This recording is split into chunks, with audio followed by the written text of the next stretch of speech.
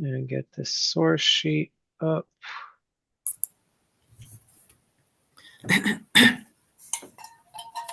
Okay. All right, Parshat Bo. We are by the end of the Parsha. Bo famously, the gematria for the name Bo is 3. Bet is 2 and Aleph is 1, so that adds up to 3. That's because it contains in it the final 3 plagues. And by the very end of the Parsha, Paro finally relents and Bnei Israel are set free.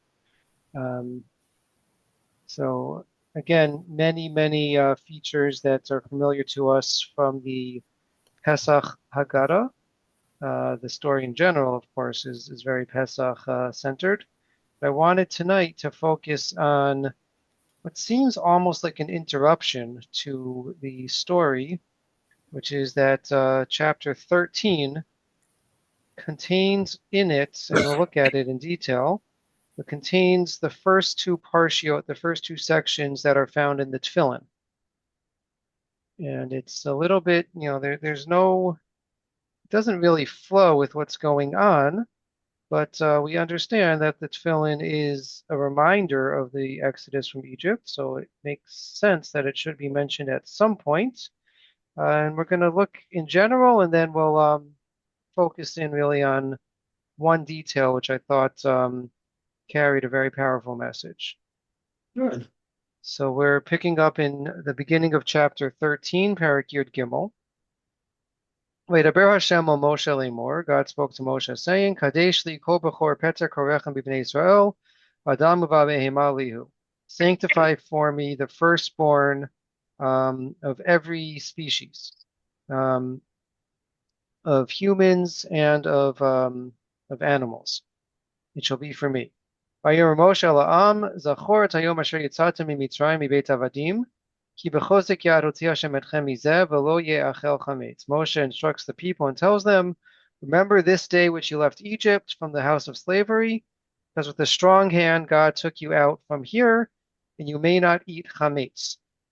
Hayom atem yotzim b'chodesh ha'aviv. You are leaving today in the month or the season of the spring.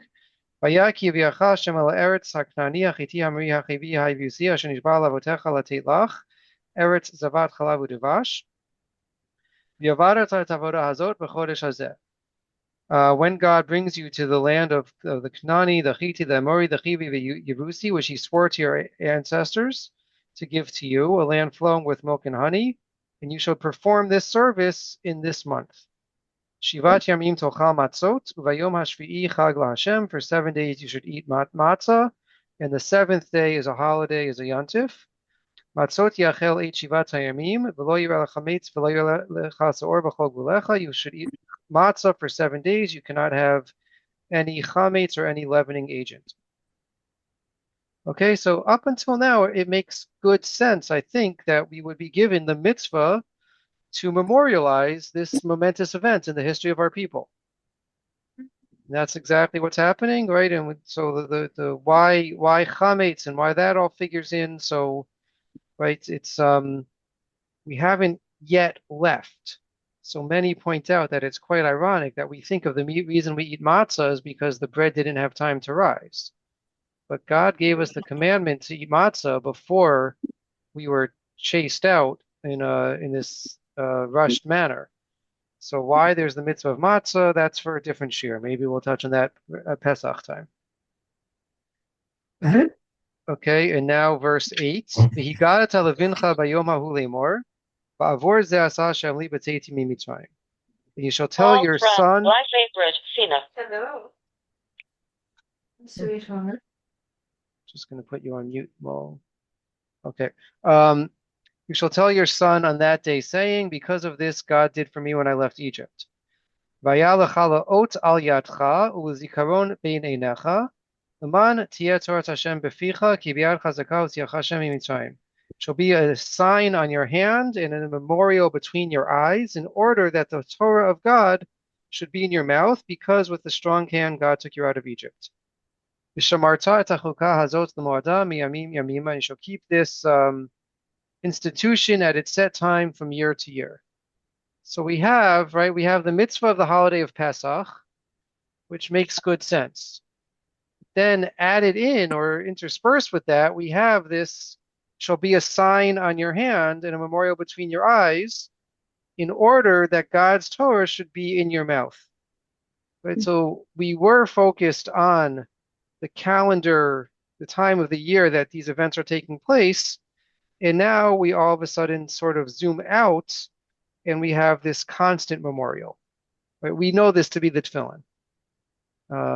So again, it Yeah. makes good sense that we would want to remember and Oh, memorialize the events, but great. it I seems to be don't think coming a that little was bit maybe special out of left telling field. me. No, there's just, Um, yeah. okay, the next paragraph of the Tefillin, which is really just a continuation of this chapter of chapter 13. Oh, Now we're verses 11 to 16. oh, When God so will bring you to the Canaanite land, which he swore to your ancestors. So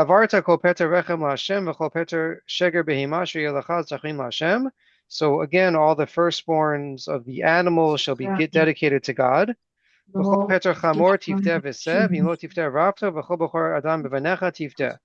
When it comes to the firstborn of a donkey, we're not going to focus on why that's the case. You shall exchange that for a goat or for a sheep, What's that? and sacrifice the sheep Yeah. or sacrifice the donkey and offer the sheep as a sacrifice. And every firstborn of Where's the skull? humans And you're should be so redeemed. where you are and all of that. I If your child think will ask you, what is this? Um, so again, you shall tell them that because of a strong hand, God took us out of Egypt from the house of servitude. When Paro resisted sending us, Vayarog Hashem kol b'chor be'eretz Mitzrayim, b'chor dam ve'ad b'chor behema. Al kein ani zoveach l'Hashem kol peter rechem hascharim b'chor b'chor b'nai evdeh. When Paro resisted setting us free, God killed the firstborns of Egypt, from the firstborns of humans to the firstborns of the animals. Therefore, I am offering as a sacrifice all firstborns, all male firstborns, and redeeming my human firstborns. Again, if we're talking about memorializing the events that took place, this makes good sense. And then we concludes verse 16. it would be a voluntary. V'hayala ot. Just Arthur, could you keep it muted if she's talking on the phone? It's just distracting. And please stop talking. It's okay. So we just leave it muted. V'hayala ot al yadcha l'tadafot b'neinecha, ki b'chozek yad hotianu Hashem mimitzrayim. It should be for a sign on your hand and an ornament between your eyes, because God took us out with a strong hand from Egypt. So again, we twice have this it seems like a natural and logical command to memorialize the events taking place in the moment of the Exodus, the holiday of Pesach. However, the connection of matzah and the prohibition of chametz plays into it. That's there. The sanctification of the firstborns. And in both paragraphs, we're also given this mitzvah of tefillin. So it's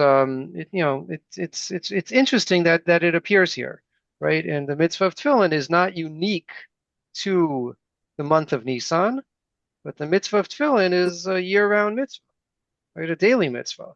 So it's and again we know that there is a commandment to remember the Exodus, the Yetziah, every day, not just on Pesach.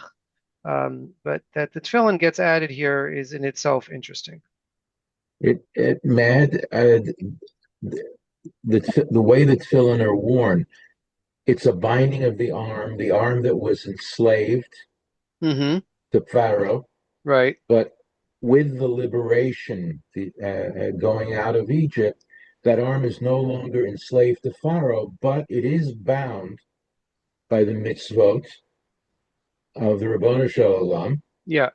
and the connection to the mind and awareness and so on with the other part of the tefillin, the other unit on the head is a kind of complement, completing the symbolic significance of this demonstrative costume. Yeah. Yeah, there's a lot of very powerful symbolism in what's going on with the tefillin. So I wanted, there's so much to say, but I wanted to drill down into this one detail, which, as we'll see, has very important halachic significance, but then gets expanded and I think brings with it a very powerful message for us. And that is in the second paragraph here, in verse 16. I think it should be highlighted on your screen. Do you see the blue? Okay. So there's a curious detail that can get overlooked, and that is v'hayala ot al yadcha. It should be for a sign on your hand. Does anyone notice anything strange about that? Huh. Doesn't it say on your arm? On your arm. Okay, on your arm. Yes. No. Okay. Um,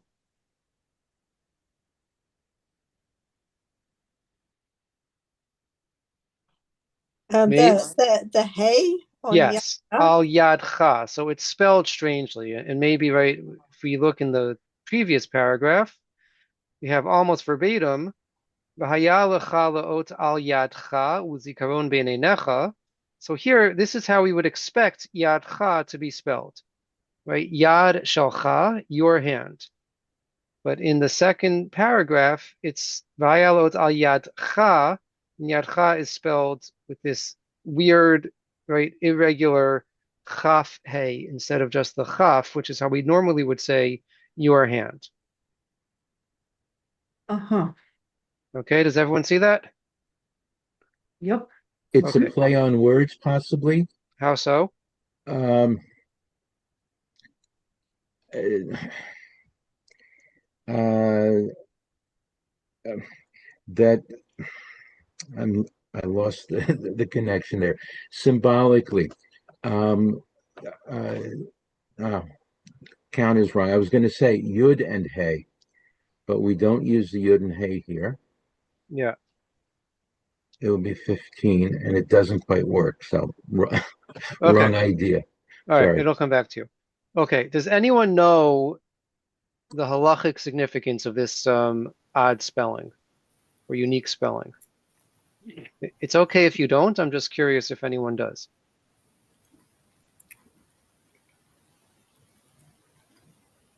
All right. So we'll learn something new together.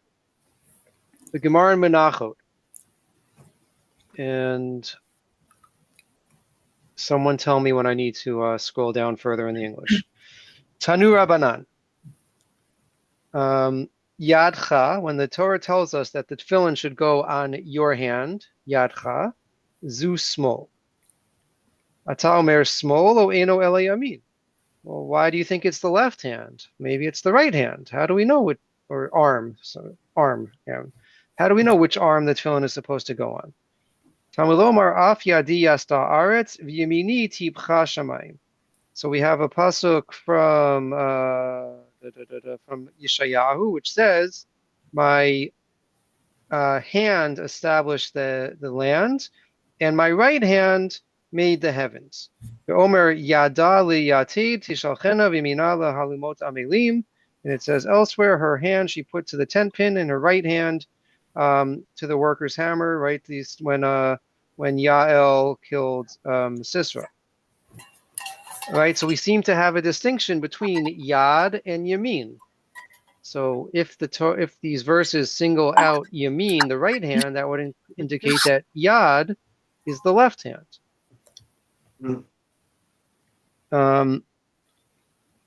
Etc., etc. Rabbi Yossi HaChoram Omer, Matzinu Yamin Shenikra Yad. He says not so quick. There are instances where Yad can refer to the right hand. It doesn't always refer to the left hand.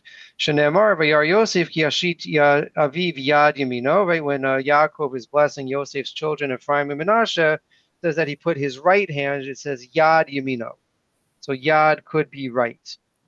V'idach yad yamino ikre yad stama lo ikre. So the other, again, technical details what he says no, because here it says yad yamino. It specifies the right hand, but if it doesn't specify the right, that would indicate the left. Rabbi Natan Omer eno tzarich. Rabbi Natan says we have a different source to know which arm the tefillin should go on. Harehu Omer, it says further on, right, in the paragraphs of the Shema that also appear in the tefillin, ukshartam uchtavtam. It says that you shall tie it and you shall write it. Ma ketiva biyamin, af keshira biyamin. So just like most people write with their right hand, so too they should tie the tefillin with their right hand. If you're using your right hand to tie it, which arm is it going on? Left. The left. You use your right hand and you put it on the left arm. Okay, so that's how he learns it, because we have to, whatever, it has to be something which is tieable and writable. Since you're tying it with the right, then you're placing it on the left. Rabbi Yossi Achoram hanacha de bismo minale. So where does Rabbi Yossi Achoram, right? Where's the other person learn the source that we have to place it on the left arm? Nafkale mehacha de nafkale le Rabbi Natan. Rav Nashi Amar mi yadcha. So Rav Ashi says that the source is from our verse, yadcha, spelled with the hey. Ketiv behei keha. So since it's written with the hey, we should read it as keha, which means weak. Yad keha, your weak hand. Okay.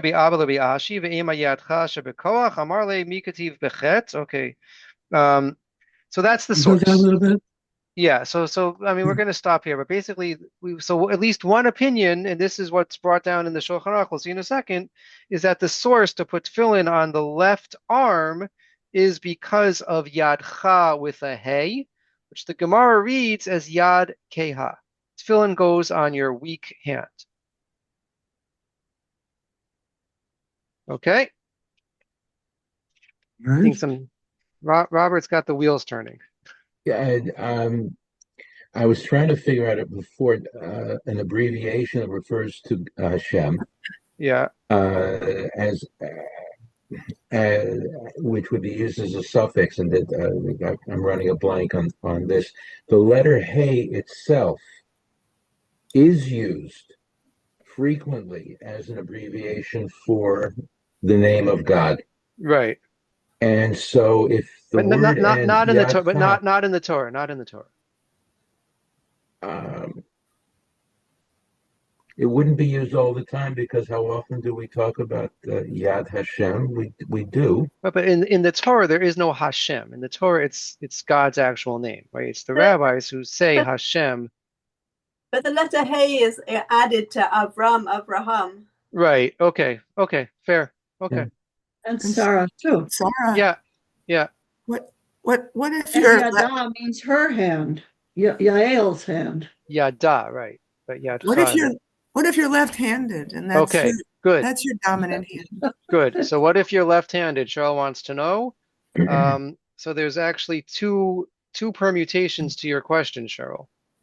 So we go to the Shulchan Aruch, the next source number 4. Iter Yad, a lefty. Im oseh kol melachto bismolo, if you're a pure lefty, right? Someone who does everything with their left hand. Meiniach bismolo, so you should put tefillin on your left hand. But what does left hand mean according to the Shulchan Aruch? Shehu yamin shel kol adam, which is most people's right hand. I.e., we're defining small not as right and left, but small is weak. Dominant. Oh. Or small. No, well, small is the non-dominant, is the weaker hand. So right, so the tefillin always goes on one's small for most people, smol is left as we translate the word. But if someone is a pure lefty, then they would put it on their right hand, which is halachically considered their left hand. How confusing is that? It's Well, enough. for men who grew up in the 1930s who were left-handed, they were not allowed to learn how to write with their left hand. They had to We'll learn come there. We'll come there in a second. So that's the second permutation. We'll come there in a second. Okay. Okay, so that's for the pure lefties. Im sholates bishtei yadav, but if you're able to use both hands, unclear if it's the same quality, the same strength, or just the capacity to use both hands. But if you are able to use both hands, meniach bismol kol adam, then you should follow the majority and put it on the actual left hand. V'im kotev biyamino. So this is actually me. Right? I write with my left hand and I do all other activities with my right hand. Because I had a grandmother who thought lefties were not good or whatever reason. And when I was a little boy, I broke my left arm. So that I think forced me to learn how to throw a ball right-handed. I couldn't sit on the sidelines for 6 weeks or whatever it was that the cast was on. So if you write Im kotev biyamino b'shar kol ma'asav oseh b'smolo. If you write with your right hand and do everything else with your left hand, so the opposite of what I do. Oh, kotev b'smolo b'shar kol ma'asav oseh b'yamin. Or you write with your left hand, do everything else with your right hand. Yesh omim sheyanich tefillin biyad shetas koach diba'inan yad kehe. So some say that you should do whichever hand is weaker. Again, it's not clear how you define that. Are we defining it as the fine motor skills, as what you would throw with, what you would naturally lift something up with? But whatever is the weaker hand, because we need the tefillin to go on the weak hand, on the yad keheh. V'yesh omrim shayad shekotev ba hi chashiva yamin le'inyan zeh. And some say that it follows, right? The dominance is defined by writing. Writing is the most important activity a person does with their hands. So there's one more important than writing, and that is being able to eat. My father was raised yeah, but I'm not sure. as naturally left-handed, and he was forced to use his right hand Yeah, but I'm not at the sure. Does table and anyone know so the on. history of when forks were invented? What? I'm not sure that it was even a consideration in the time of the Gemara. Did they use fork? I don't know. People Till the ate with their Renaissance, hands. really. Or were they eating with their hands? Like they weren't using utensils. Probably. So I'm not sure that you would think of eating as being a hand-based activity. You would just lift it up, probably wrap it in a pizza. But you're right.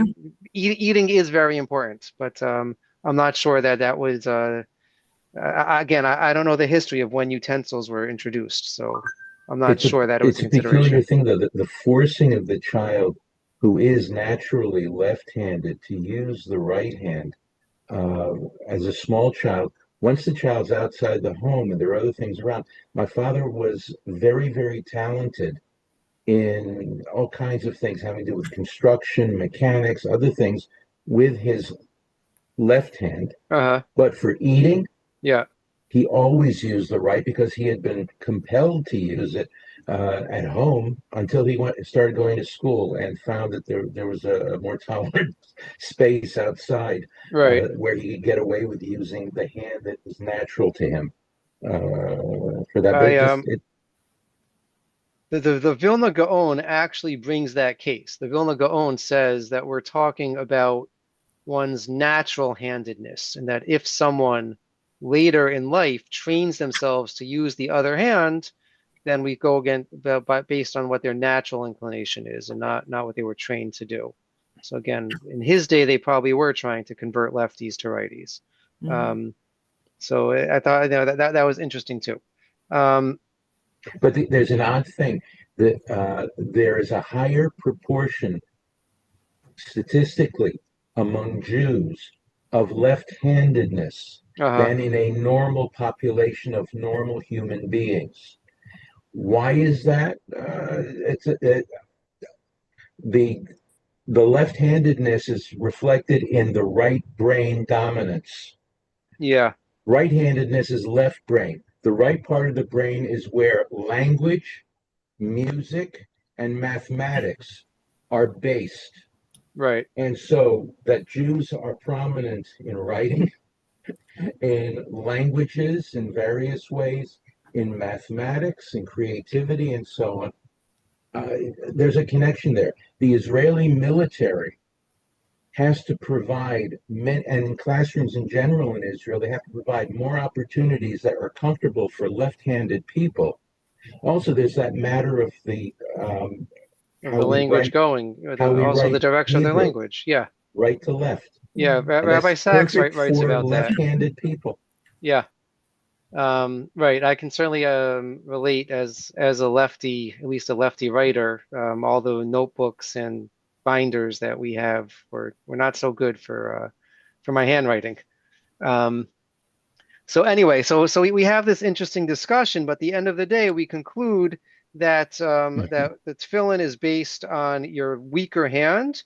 And then this point about that the Shulchan Aruch raises that some people say it follows the writing, writing is what defines dominance, is a major debate. When I was becoming a bar mitzvah, the rabbi of my shul told me that I should follow the hand that I write with. So halachically, that would make me a lefty. So I put my tefillin on my right hand. When I was in yeshiva in rabbinical school, we were learning these issues. And our rabbi there, Rabbi Love, said that he advises people the opposite, that whatever hand is stronger for most activities. And since I naturally would pick something up with my right hand, he would see me as halachically a righty. But he said, since I've already been doing this for so many years, and it's machlokas, then it doesn't make sense to change. But it's still a debate until this day about how we determine it. So that's a really interesting thing. Okay, so that was our halachic sort of necessary background for what we're going to do in the second half of the year. And also, I think it's an interesting discussion. There's actually, I have it somewhere. I haven't seen it in a while, but there are books, there are svarim that were written about lefties in halacha. Different things that are affected by which hand is dominant, which hand you use. Right, tefillin is the easy example. There's discussion about Netilat Yadayim, if you should do it in a different way, if you're righty versus lefty, which goes first, the way that we hold the Lulav and Etrog. So there's some interesting stuff out there. Right, and Robert, to your point, it should also lead to more good baseball players. I'm not sure that we have the same disproportionate representation, but certainly a lefty pitcher is something that you want. And Sandy Koufax was a lefty pitcher, so. Okay, so based on this, with this background in mind, we can jump to the Chatam Sofer, who has, in his commentary on Chumash, has a sort of a lengthy, I won't call it an essay because it's taken from a few different places, but we'll call it a meditation on this Yadcha, Yad Keha, the weak hand. And he says, source number 6, again, someone please tell me when I have to scroll down in the English. Yesh lomar, ota tefillin yesh lasbir b'shnei dvarim. Says that we can explain tefillin as a sign, right? We're told that tefillin is a sign. So he says it's a sign that has two potential explanations. O, dugmat o echad ohev lechavero, shemitzad godel ahava rotzeh shieh lo ot mimenu leolam leneged einav. The first possibility is that the tefillin is sort of like we carry nowadays. I'm not sure how many people still do this, but you carry pictures of your loved ones in your wallet or on your phone, right? You love someone, you care about them, you want to see, you're constantly missing them, you're constantly yearning for them, and so you have a picture that you carry with you always as a reminder that you can always see them and get whatever comfort or strength. So that's the first possibility. It's like two people deeply in love, and if you deeply love someone, then you want to have a constant reminder of them. O behefech, or it could be exactly the opposite. Mitzad chulshat ahava, if your love or your concern for someone is weak, sarich davar she'orer ahavato lezichro, then you need something that will awaken and be a reminder of the love because you wouldn't think of it on your own. To remind it. Ube'emet, okay, so right, either it's a sign of great love and strong love, or it's a sign of weak love and weak concern. And now he says, Be'emet, Az hayu Yisrael meshukaim betumah, vayu tzrichim hit'orerut kedei litzkor ahavat Hashem yitbarach. Right? At the time of the Exodus from Egypt, despite all the miracles that were taking place, despite all the wonders that were happening, right? He says that we have the tradition that the Jewish people were at the lowest level of tumah, the lowest level of impurity. And we say oftentimes in Pesach that had we stayed, had we were at the 49th level, had we sunk to the 50th level, there would be no escape. There would be no return. So we were at a very low level, spiritually speaking. We needed an awakening, a reminder about the love for God that we're supposed to have, or about the fact that God loves us. Maybe we were blind to that.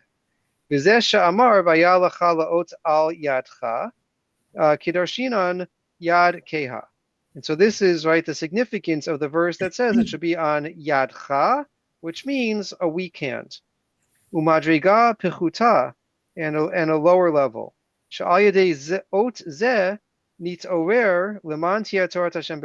And through this sign, we will have an awakening that God's Torah should be in our mouth.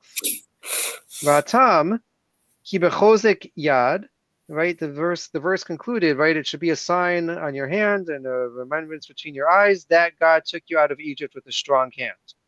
So hatam ki bechozek yad, what does it mean that God took us out with a strong hand?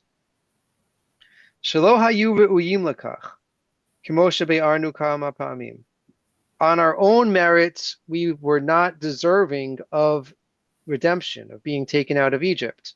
And so yadcha, God had to either drag us out because we were unwilling, or God had to really prevail and use his strength to overcome whatever the natural order should have been. We were not deserving of any redemption on our own.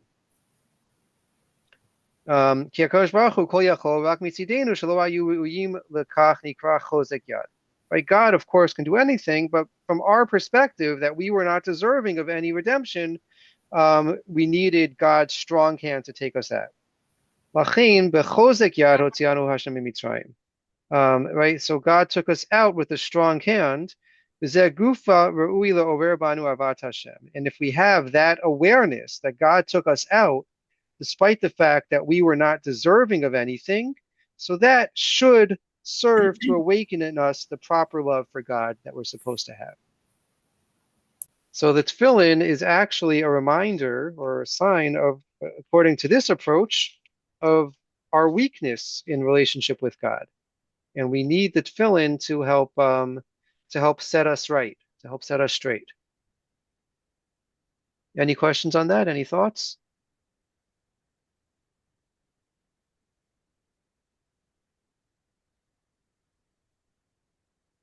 Okay, source 7 is basically rehashing what we just saw, so we're not going to see it again. Actually, let's see it again. He had some interesting level of detail here. So he's going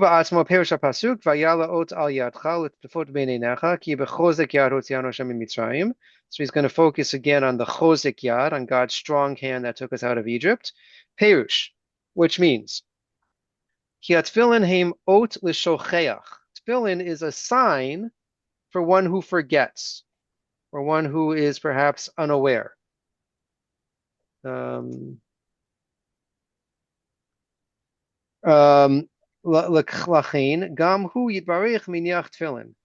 for this reason, we have a tradition in the Gemara that tells us that God wears tefillin also. Right? Remember when Moshe is praying on behalf of the people after the Chet HaEgel, after the sin of the golden calf, and God forgives him, and then Moshe pushes on and he says, Harini na kvodecha, show me your glory. So God says, you can't see, right? Which everyone understands. Moshe wants to see God directly. God says, you can't, because no person can't see me and live. But God says, stand in the cleft of the rock, and my back will pass by. And the Gemara elsewhere tells us that when God passed by Moshe, all Moshe saw of God was the Kesher Tefillin, was the knot of Tefillin on the back of the head. Again, however we understand that imagery, but that God in some way wears Tefillin. So because Tefillin is a reminder um, for one who is unaware of God or doesn't have proper consciousness and awareness of God. So God also wears tefillin. V'herele Moshe kesher shel tefillin achar ha'egel. And he showed Moshe the knot of his tefillin after the sin of the golden calf. She'az haya makom sheishkach kivyachol al dat gam ila tishkachena v'nochi lo eshkakeach. Right, because there was room for forgetfulness, for not being aware of God. V'chein tefillin she'anu manichim achar she'anu shochachim Hashem tzrichim ot la'orer otanu. So when we put tefillin on in a state or in a time when we have forgotten or unaware, uncognizant of God, the tefillin should awaken us. In Sam yovad masha tefillin ot shelo nishkach malchut shamayim. Right. So just as tefillin is a sign that we should not forget the sovereignty of God's rule. Ya'od shelo nishkach roa ma'al aleinu. It also is a reminder to us about how low we were and how bad we were, and so right how much we have to improve ourselves. So that's one symbolism of the tefillin according to Chatam Sofer. The tefillin is indicative of our weakened state, our weakened spiritual state of cognition, recognition, perception of God in the world, and so we need tefillin to serve as a constant reminder to us. It says that was true even at the time of the Exodus. But there's a second element of the tefillin, and with that, he turns to Gemara we've seen in Masechet Megillah, riffing off of the verse in Megillat Esther that we say as part of the Havdalah every Saturday night. Yehudim hayta ora v'simcha v'sason v'ikar. After they defeated their enemies, the Jews in the time of Purim had light, gladness, happiness, and honor. The Gemara in Megillah tells us Ora zo Torah, when it says that the Jews had light, Ora refers to Torah. Simcha ze Yom Tov, joy is holidays. Sason zo Mila, happiness or gladness refers to Brit Mila. Vikar elu tefillin, and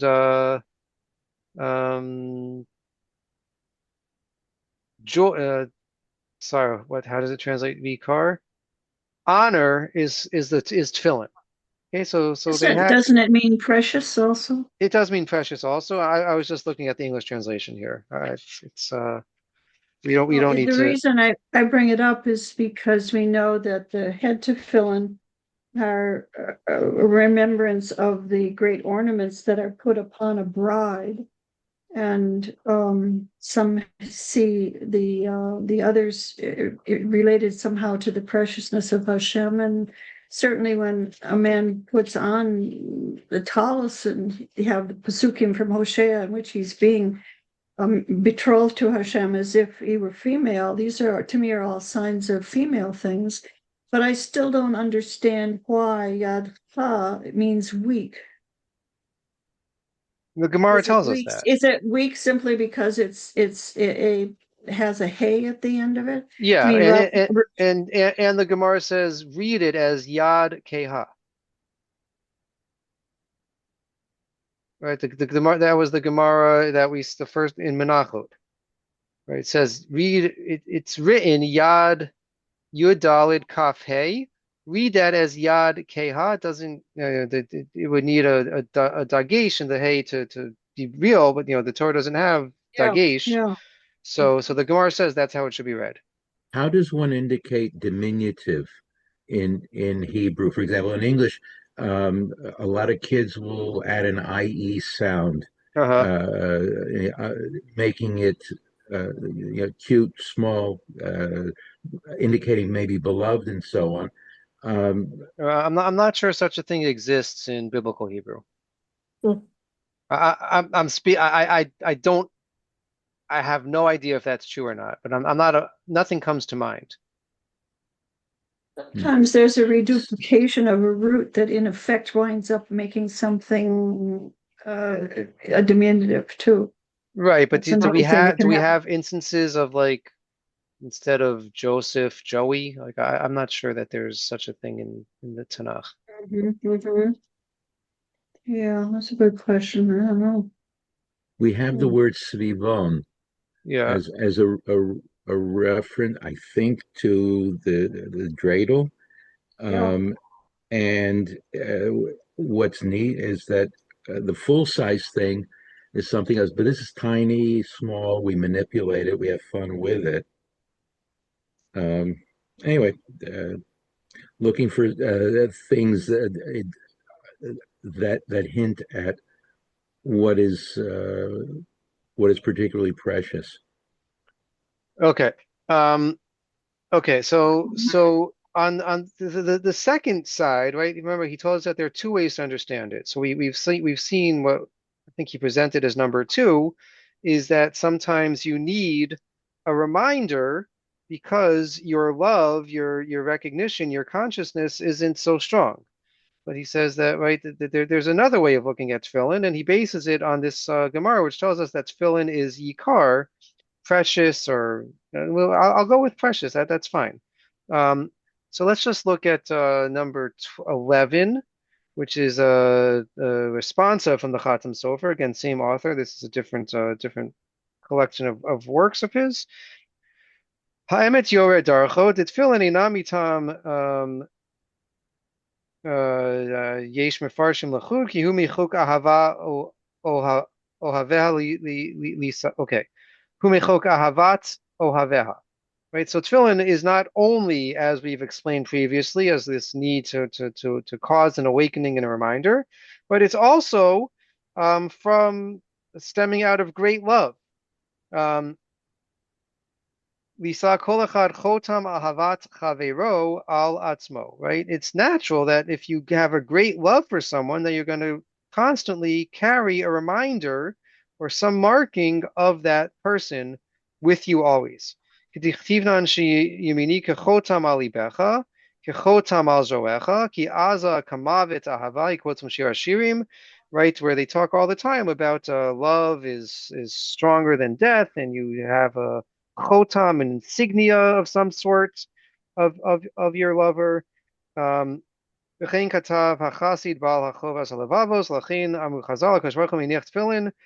So he says this is another way of understanding the fact that God wears tefillin. Tefillin demari alma my kativ be ahavat Hashem et Yisrael. Right, the tefillin that God wears, the Gemara tells us, it talks about God's great love for the Jewish people. So tefillin is a sign of great love.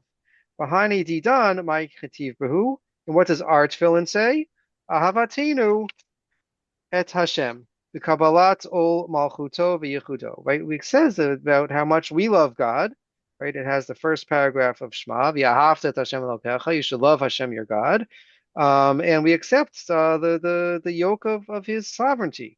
Um, K'dichtiv b'Parshat Shema b'Parshat Vayayim Shemoah, as it says in the second two paragraphs that appear in the Tefillin, which are also the first two paragraphs of the Shema. Um, Choyol v'gam ze me'or ha'ava l'zecher chasto asher asa imanu b'tzeiteinu Mitzrayim al kach snif ba'alma amar b'shah shenichtov avat Hashem lanu al chotam libenu naskir gam et zeh. Right, so he says, so why does it have the dual symbolism if we have such a great love for God? He says, as a reminder of how lowly we were when we left Egypt, right, to remind us of, even when we were in such a lowly state and didn't have that awareness and that feeling of being consumed by love for God, God still has that consuming love for us, and He redeemed us even if we weren't deserving at the time. That's basically so Ad Kan the Chatam Sofer. So the Chatam Sofer gives us these two different ways of understanding tefillin. I'll pause again if there's any thoughts or questions. I had a thought when you were talking about the tefillin being a reminder of something that you see, and that it's a Yeah, reminder. yeah. It made me think of tzitzis, of course. Hmm. It's interesting because with tzitzis, the verses specifically say that we should see them, right? Yeah. Mhm. Which is not the case with tefillin, correct? Mhm. Well, it doesn't say or item, It does but it odd, right? it does say it's an oath, a sign, and we do have the verse in Sefer Devarim, "V'ra'u kol amei aretz ki Shem Hashem nikra elecha v'yaru imeka," that the nations of the land will see that God's name is upon you and they will be afraid of you. Hmm. So that is a reference the rabbis tell us to tefillin. So there's certainly a visual component to it. I think Robert was, I think the emphasis is more on the kind of being bound up by it and the experience. And they also do distinguish between the symbolism of the Shel Rosh and the Shel Yad, that the Shel Yad is meant to be more private, and right, that's really where the binding experience is felt. The Shel Rosh is on display for the world to see. But there is a visual element to it. Right. I was just uh, reflecting on the fact that the command to see it, Right, right, right. it's yeah, it's differently expressed. Yeah. Okay, so with this all in mind, there's one more piece to the puzzle, and again, this I don't think it'll be a surprising message, but I think it's an interesting message to see here. And this is going to come from the Noam Elimelech, basing himself on a Rashi at the beginning of Parshat Emor. Okay, so the way Parshat Emor opens, the first pasuk of that parsha, Vayomer Hashem el Moshe Emor el Kohanim b'nei Aaron v'mart alehem lenefesh lo yitama be'amav, all the rules of the Kohanim and the fact that they're not allowed to come into contact with the dead, with the exception of their seven close relatives. So Rashi says, Emor el HaKohanim, No. and then it says, Ve'amarta alehem, and you shall say to them. So it seems redundant. Emor v'amarta, lahazir gedolim ala ketanim. So he says that this, right, quoting the Gemara in Just a Yevamot, this minute. serves Yeah. as a warning to the adults that they should also enforce this on their children. Right? Not only, right, even children Kohanim should not come into contact with the dead, that they have this same prohibition. But the phrase that the Gemara uses is lahazhir gedolim ala ketanim, to warn literally the big ones about the small ones. We translate it as to warn the adults about their children, but it says it's to warn the big ones about the small ones. So the Noam Elimelech, the Hasidic master, Excuse me. riffs on this, and he says, Monday night "Inyan in acher nir'eh March. lefarish divrei Rashi zal azhir gedolim ala ketanim." Right, that we can explain, we can understand these words of Rashi to warn the big ones about the small ones, to warn the adults about the children. Liot kol adam b'sha'ash osek b'torah o b'tfila o be'ezeh davar kedusha, azu begadlut hamochin. Right? Every person, when you're doing a mitzvah, when you're studying Torah, when you're davening, so that is a time of spiritual elevation. What he calls gadlut hamochin. Right? You have literally an expanded mind, an expanded brain. וכן הדרך הצדיקים שלפני התפילה הם המיישבים עצמם ומוחין שלהם לפני מי הם מתפללים. So that's right, one of the reasons why Hasidim have this practice of meditating before they daven, so that they can get in the proper frame of mind to think about before whom are they praying. V'hakdusha hi magbia mochin be'et ha'esek ba.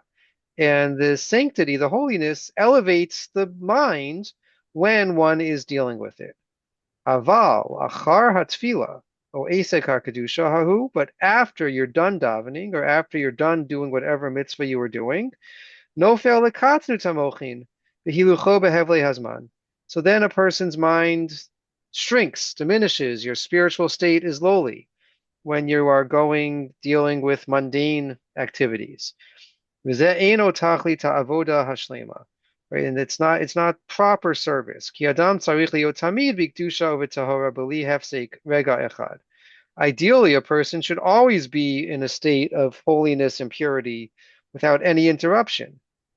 V'lazeh tzarich likasher atzmo gam kein be'etz hagadlut machshavato b'Hashem yitbarach baruch hu. So therefore, a person has to bind themselves up when they are in a time of elevation. Sheyeh machshavato kshura af sheyelech mimena, that his thought should be connected and bound to it, even when he's no longer directly involved in that religious spiritual task. Vizeh lahazir gedolim. So this is the meaning of to warn the gedolim, to warn the adults, to warn the big ones. Perush b'sha'ah shehem begadlut, which he understands to mean at a time when a person is in an elevated state, al haktanim, concerning the lowly state, sheish aru b'kedushatam af sheyu b'katnut, that they should remain at a state of holiness, even when they're in a more lowly state, right? Which I think he's reading as when you're not directly doing a mitzvah, when you're not directly davening. But I think we can expand it to say that we recognize that there are going to be times in our life, times during the day, when we feel a spiritual high, when we feel very connected. And that's great.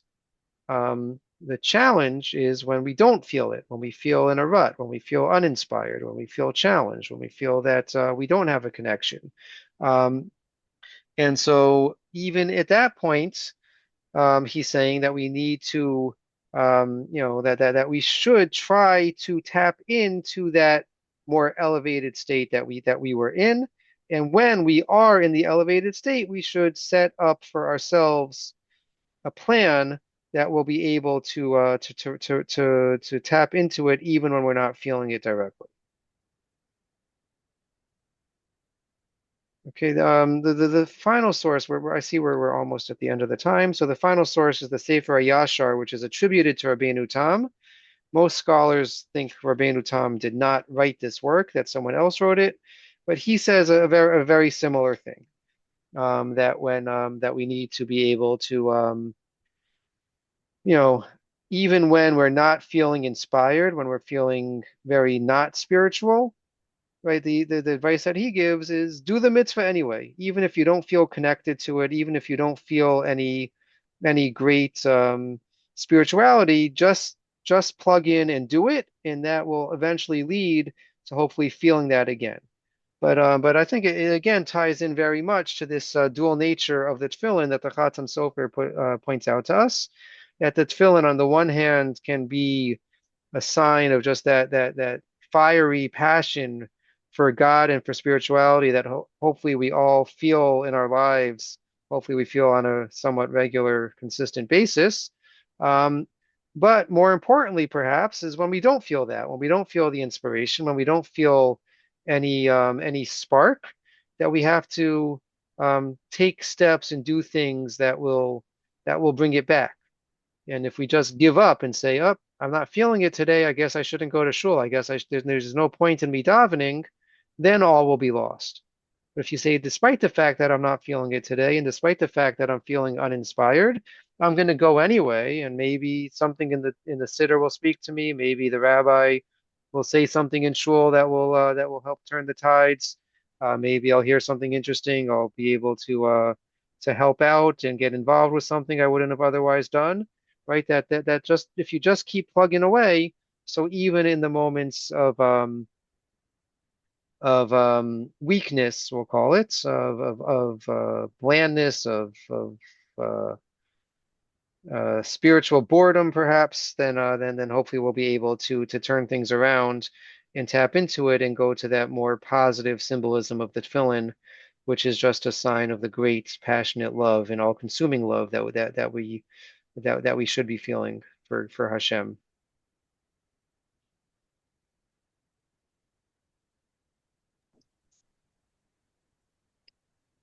Shkoyach. All right. Any final questions or thoughts on this? Yeah, thank you, Rabbi. Thank you. Yeah, I'm thinking there's so much about the way the rhythm of Jewish life is organized. Yeah, It definitely. lends itself to that. Right. I mean, I think the only challenge I would raise here is I understand the ideal is, right, as the Noam Elimelech says, to be constantly in that state. But I don't think that's realistic for anyone to No, be. no, And but how the rhythm of an observant life is constantly putting you back in places where you might, have your spiritual batteries recharged. yes, yes, that is for sure. That is for sure. Yeah. Absolutely. Well, that should be a good reminder that that's what Shabbos is for. One of the things about Shabbos Yeah, is that concept. definitely. That's what Shabbos does for us, right? Yeah. Charges the batteries. Right. The spiritual reality is spiritual ennui, I think. Yes, spiritual. That's the word I was looking for. Thank you. Mhm. And Erica Brown actually has, I have her book somewhere on, I think it's called Spiritual Boredom, but she talks about that. Very interesting. All right. So I hope everyone has a good week. I hope everyone stays warm. I'm going to Thank say you. two contradictory things because I very much want to see everyone in shul on Shabbos, but it's going to be freezing cold on Shabbos, and looks like we're going to have quite the snowstorm over the weekend as 13 well. degrees.